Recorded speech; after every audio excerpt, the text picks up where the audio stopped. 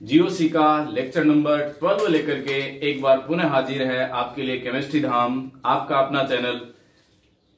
अपन लेकर आए यहाँ पर SIR इफेक्ट, जिसे कॉमनली अपन आम बोलचाल की भाषा में इसे सर इफेक्ट भी कह देते हैं। एक्चुअली सर इफेक्ट नहीं होता, ये SIR इफेक्ट है। अपन इसकी चर्चा करने वाले हैं, लेकिन इस बीच अपन आगे बढ़ाएं अपने आज के लेक्चर को। इससे पहले मैं कहना चाहूंगा कि आप जब तक जीओसी पढ़ रहे हैं, अपन पढ़ रहे हैं मिशन ऑर्गेनिक ऑन टिप्स, तो ऑर्गेनिक अपने को स्ट्रॉन्ग करनी है तो अपने को सबसे पहले जाना होगा जीओसी के लेक्चर नंबर 1 पर।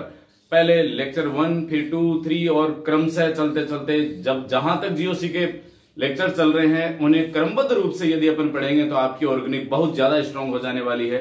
दूसरी जो जीओसी चल रही है 11th 12th के साथ साथ यहां पर जेई मेंस एडवांस, साथ ही साथ मैं कहना चाहूंगा नीट और स्पेशली जो CSIR के नेट के पेपर होते हैं उसके लिए ये टॉपिक बहुत महत्वपूर्ण है।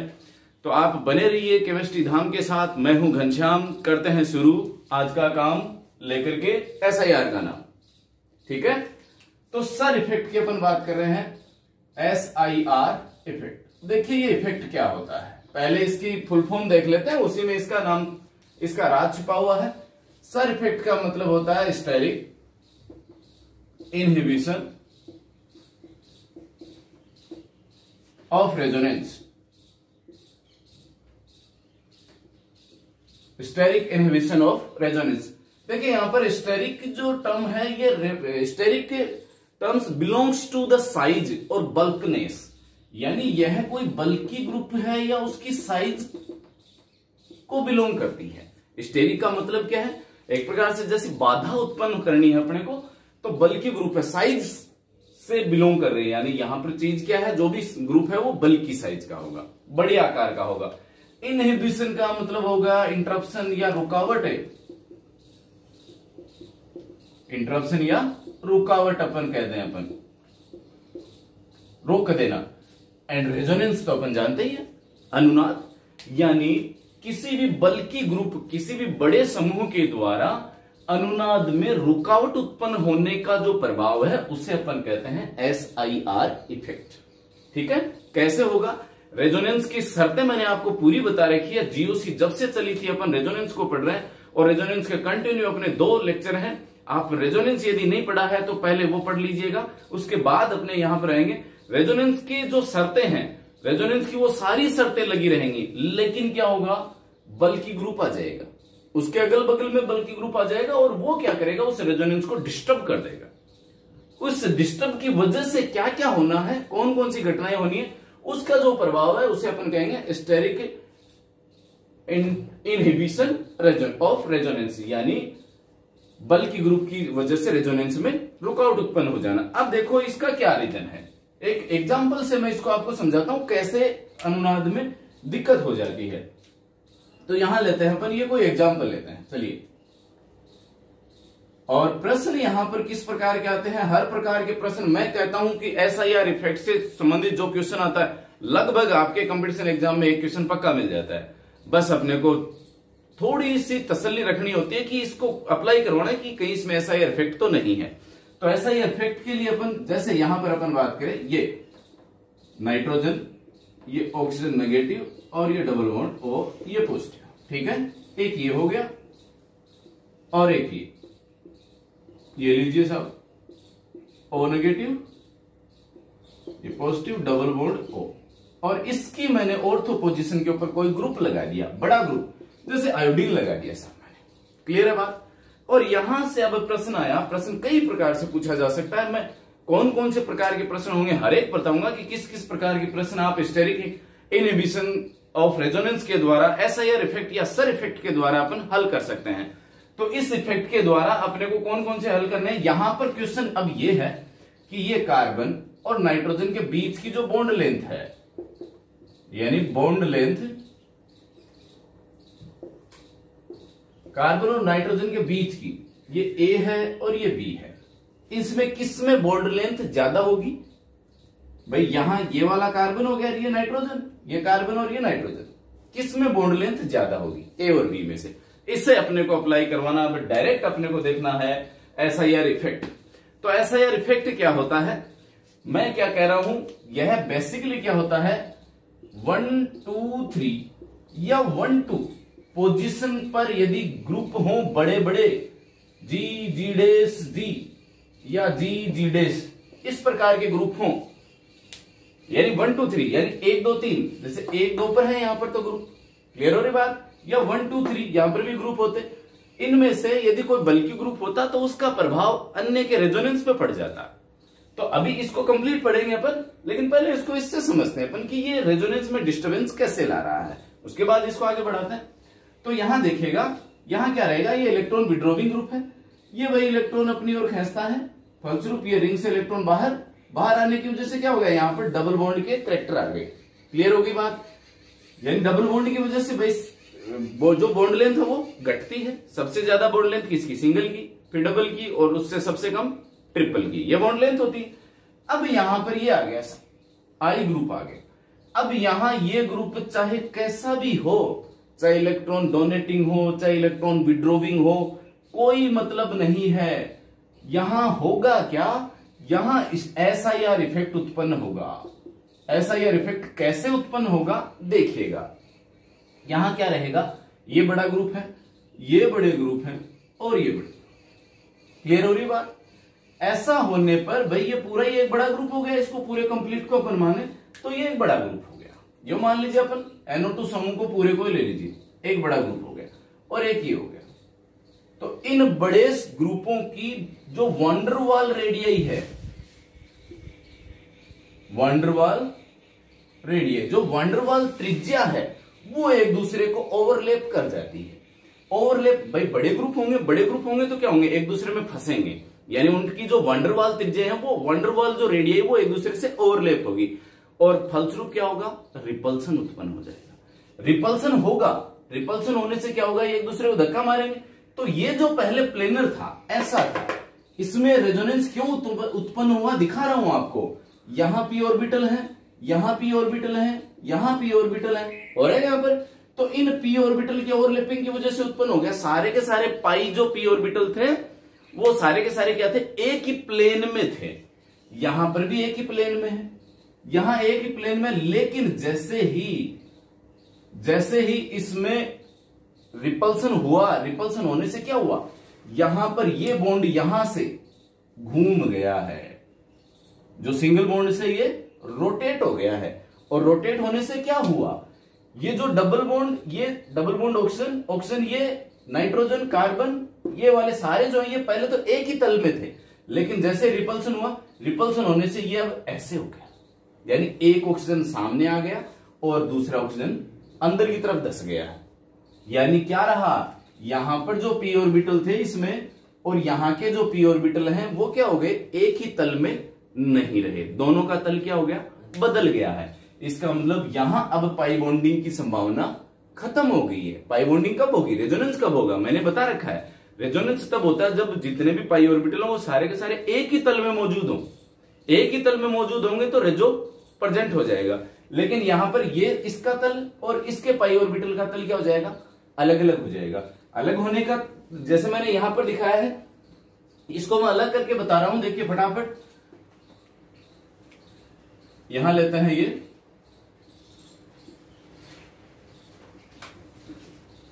नाइट्रोजन, ये ऑक्सीजन, ये डबल बॉन्ड ऑक्सीजन। मैं क्या कह रहा हूं, मैंने ये कहा कि इस आयोडीन के बड़े ग्रुप और इसकी वजह से क्या हो गया, यहां पर रिपल्सन हो गया। फलस्वरूप रिपल्सन की वजह से यहां क्या हुआ, ये वाला जो बॉन्ड है यहां से रोटेट हो गया, घूम गया। घूमने की वजह से ये मॉलिक्यूल है वो ऑक्सीजन एक अंदर की तरफ चला गया और एक बाहर की तरफ आ गया है। बाहर की तरफ अंदर की तरफ आने से यहाँ के जो p ऑर्बिटल है, यहाँ के जो p ऑर्बिटल है उनकी प्लेनरिटी डिस्टर्ब हो गई, एक ही प्लेन में नहीं रहे जैसे पहले थे यहाँ पर, और रेजोनेंस उत्पन्न हो रहा था। यहाँ पर अब वो रेजोनेंस खत्म हो जाता है। किसकी वजह से हुआ, इस ग्रुप के बड़े प्रभाव की वजह से, यानी साइज बड़ा होने की वजह से यह इंटरप्शन उत्पन्न हो गया है। फलस्वरूप यहाँ क्या रहा, अब देखिए यहाँ पर, यहाँ सीधा देखिएगा, मैं यूं कह रहा हूं कि यहाँ है ये नाइट्रोजन है, ये ऑक्सीजन, दूसरा ऑक्सीजन, ये यहां ये बड़ा ग्रुप है ये वाला। तो जैसे ही ये दोनों एक दूसरे को रिपेल करेंगे, रिपेल करने पे ये ऐसे हो जाएगा, ऐसे हो जाएगा। तो एक बाहर आ गया, एक अंदर की तरफ आ गया।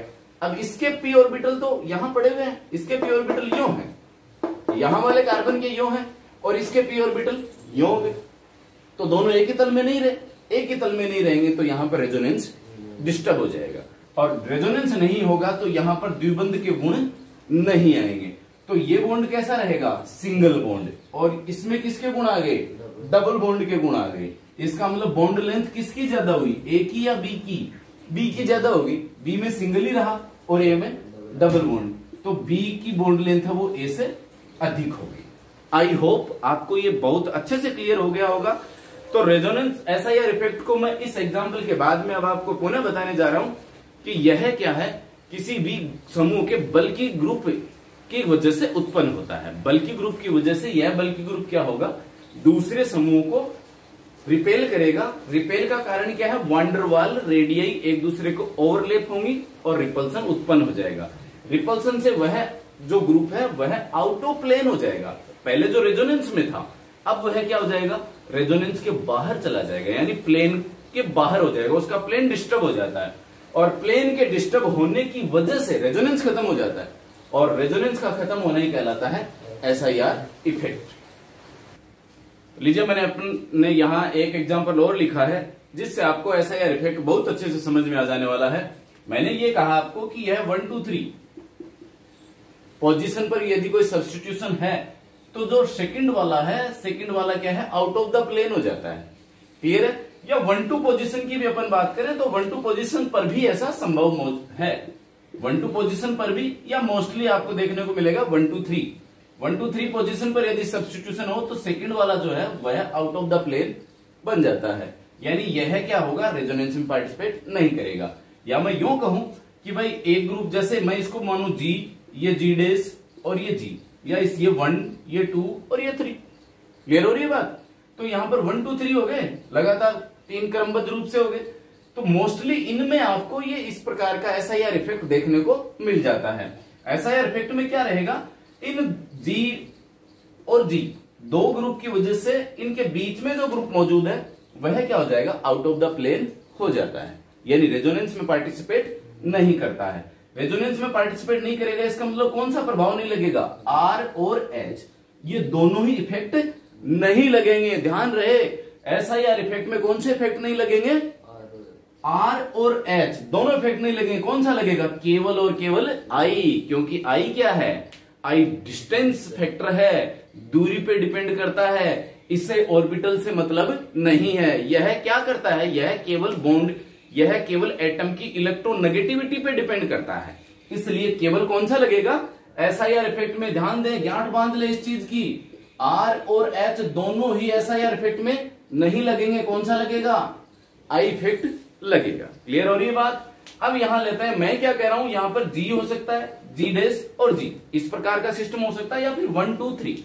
यहां पर क्या होगा, जी डेस कोई होगा, बड़ा ग्रुप होगा भाई, जी डेस हो सकता है, CWH हो सकता है, SO3H हो सकता है, NO2 हो सकता है, N के ऊपर 2 मिथाइल ग्रुप जुड़े हों, ये हो सकता है। तो इस प्रकार का ये जो जी डेस है ये हो सकते हैं, इनको अपन और पढ़ेंगे आगे, एग्जांपल देख लेते भाई। जी डेस CWH SO3H NO2 N Me का होल ट्वाइस, ये हो सकता है मिथाइल ग्रुप, मैंने इसको लिखा है Me का मतलब मिथाइल ग्रुप। अब लेते हैं अपन ये एग्जांपल, भाई ये फिनोल है OH, फिनोल के ऊपर यहां एक NO2 समूह जुड़ा हुआ है पैरा पोजीशन पर, और यहां जुड़ा हुआ पैरा पे तो जुड़ा हुआ है, मेटा पे और जुड़ा हुआ है। अब अपन ने फिनोल की एसिडिक नेचर का एक पूरा का पूरा मैंने वीडियो बनाया है फिनोल की एसिडिटी के ऊपर, और वो वीडियो है वीडियो लेक्चर नंबर 10A, उसमें है एसिडिटी ऑफ फिनोल। उसमें मैंने आपको पढ़ाया कि फिनोल कब ज्यादा अम्लीय होगा, उस स्थिति में ज्यादा अम्लीय होगा जब इसके ऊपर कोई इलेक्ट्रॉन विड्रॉविंग ग्रुप जुड़ा हुआ हो।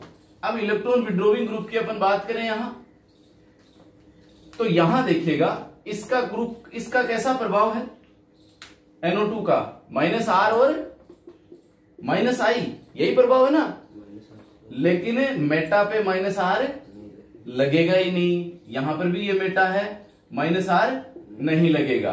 क्लियर है बात? यहां पैरा है, पैरा पे -R लगेगा और -I, यहां पर भी पैरा पे -R और -I लगेगा। ठीक है ना, लगना चाहिए। अब बताओ कि कौन सा ज्यादा अम्लीय है, तो यहां देखो, यहां SIR इफेक्ट अप्लाई हो रहा है। इन दोनों ग्रुप की वजह से ये NO2 क्या हो जाता है, आउट ऑफ द प्लेन हो जाता है। आउट ऑफ द प्लेन हो गया, इसका मतलब ये सारे तल में रहे और ये क्या आ गया, NO2 out of the plane हो गया। आउट ऑफ द प्लेन होने की वजह से मैं इसको यूं दिखा देता हूं, ये लो साहब, बाहर की तरफ निकाल दिया इसको। NO2 क्या हो गया, आउट ऑफ द प्लेन। इसका मतलब क्या ये अब रेजोनेंस में पार्टिसिपेट करेगा, नहीं करेगा। नहीं करेगा तो R प्रभाव कैंसिल, कट हो गया। मतलब कौन सा, SIR इफेक्ट अप्लाई हो गया, इसमें R और H नहीं लगता, तो R तो लगेगा नहीं। क्या बचा अब, -I बचा। और इसमें कौन सा बच रहा है, R भी है और -I भी है। तो एसिडिटी किसकी ज्यादा, B की ज्यादा होगी A से, क्योंकि यहां R तो है ही नहीं। क्लियर है ना बात। तो यहां I है तो I डिस्टेंस फैक्टर है, डिस्टेंस दोनों की सेम है, -R इस पे लग रहा है। जबकि होना क्या चाहिए था, 3 विड्रोविंग ग्रुप थे, 3 विड्रोविंग ग्रुप से एसिडिटी इसकी बढ़नी चाहिए थी, लेकिन इसकी नहीं बढ़ी। क्यों नहीं बढ़ी, ये दो ने इसका काम और खराब कर दिया, इसे और आउट ऑफ द प्लेन कर दिया। फलस्वरूप SIR इफेक्ट की वजह से अपन ने इसको एक्सप्लेन किया। इसका मतलब SIR इफेक्ट और क्या क्या समझा सकता है, तो SIR इफेक्ट आपको समझा सकता है एसिडिटी, बेसिडिटी, रिएक्टिविटी, डाइपोल मोमेंट, द्विध्रुव घूर्ण, बॉन्ड लेंथ। एसिडिटी का हो गया, बॉन्ड लेंथ का हो गया पीछे वाला एग्जांपल, और बॉन्ड लेंथ समझा देगा तो बॉन्ड स्ट्रेंथ अपने आप ही समझ जाएंगे। तो SIR इफेक्ट से यदि कोई क्वेश्चन उठता है तो इनसे रिलेटेड ही उठेगा, या तो अम्लीयता पूछेगा, या क्षारीयता, या क्रियाशीलता, या द्विध्रुव घूर्ण, या बंध लंबाई, या फिर बंध सामर्थ्य। इसके अलावा SIR इफेक्ट से और किसी प्रकार का प्रश्न नहीं पूछा जाता। ठीक है, तो लेते हैं अपना अगला एग्जांपल। लीजिए अगला एग्जांपल, जेई के लिए बहुत महत्वपूर्ण एग्जांपल, पूछे जाने की संभावना है। यहां पर मैंने ये 2 कंपाउंड बनाए हैं, तो यहां दिख रहा होगा आपको 1 2 3 ट्राई सब्स्टिट्यूटेड दिख रहा है, यहां पर भी दिख रहा है। लेकिन आप ध्यान दें, G- जो मैंने ग्रुप बताए थे, G- कौन से बताए थे, कार्बोक्सिलिक बताया था, सल्फोनिक बताया था, नाइट्रो बताया था, और नाइट्रोजन पे मिथाइल ग्रुप यदि जुड़े हुए हो, या ये इनसे भी बड़े ग्रुप बल्कि ग्रुप हो सकते हैं, वो G- हो सकता है। तो इसमें SIR इफेक्ट अपने को दिख रहा है। NH2 समूह है, वो छोटा समूह है, बड़ा समूह नहीं है, इसका मतलब इसमें SIR इफेक्ट शो नहीं होगा। अब यहां पूछा जाता है कि बेसिसिटी किसकी ज्यादा होगी, क्षारीयता।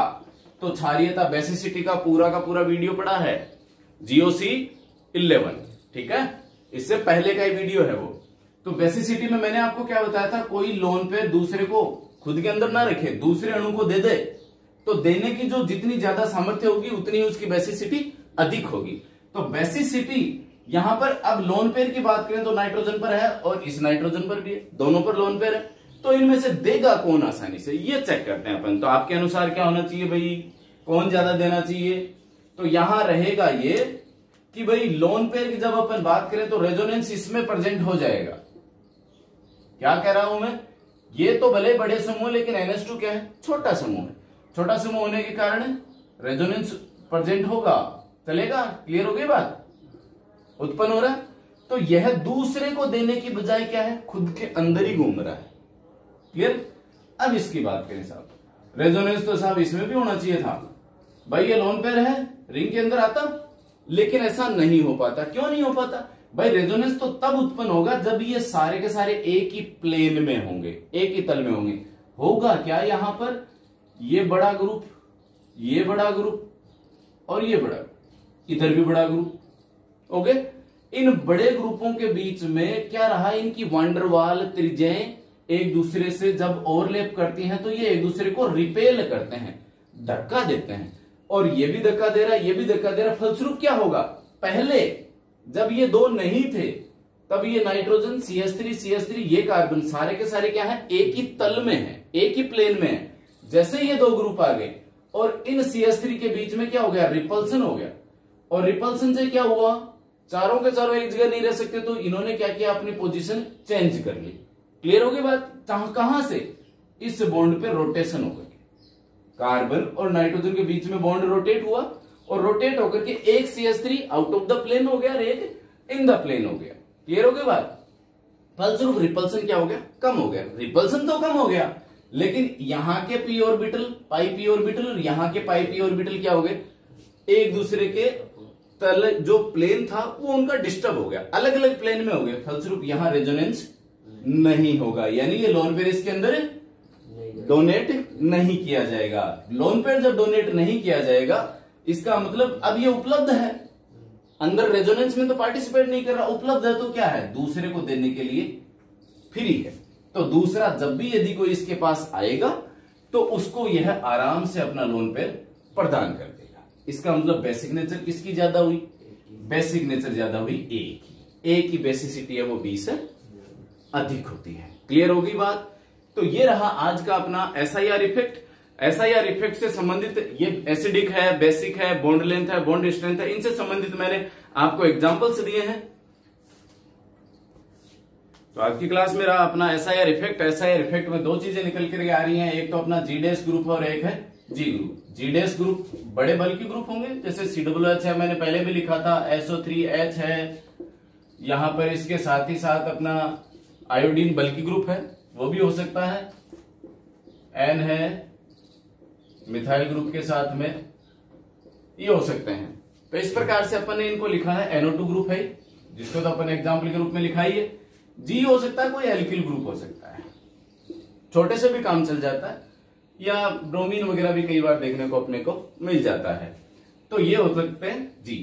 अब इसके बाद में एसआईआर इफेक्ट के बाद में अपने को पढ़ना है ऑर्थो इफेक्ट। ऑर्थो इफेक्ट भी क्या है, ortho effect is one of the SIR effect. SIR effect का ही एक भाग है जो अपने इसके अगली जो जीओसी 13 की जो लेक्चर होगा उसमें आपको देखने को मिलेगा। लेकिन इस बीच अपन इसको, अब मैंने आपको एसआईआर इफेक्ट अच्छे से बता दिया है, अब मैं आपके लिए क्वेश्चंस नोट कर देता हूं और उस क्वेश्चन में आपको देख करके बताना है कि किसकी बॉन्ड लेंथ अधिक होगी। बिल्कुल जो जो आप इस वीडियो को देखने वाले हो सारे के सारे आप इसको बताएं कि जैसे ये मैंने लिखा ए बॉन्ड लेंथ और ये है बी, ए बॉन्ड मैंने इसको कहा है, ये बॉन्ड है बी, यहां CH3 I और यहां है I। क्लियर है बात। अब ए की बॉन्ड लेंथ ज्यादा है या बी की, बिल्कुल ये आपके लिए प्रश्न है, क्वेश्चन मार्क आपके लिए, ए की बॉन्ड लेंथ ज्यादा है या बी की, यहां का है क्वेश्चन मार्क। तो आप कमेंट बॉक्स में जरूर लिखें कि किसकी बॉन्ड लेंथ ज्यादा, रीजन एसआईआर इफेक्ट। ठीक है, तो अगली लेक्चर लेकर के आता हूं मैं, लेक्चर नंबर 13 ऑर्थो इफेक्ट। तब तक के लिए जय हिंद, जय भारत।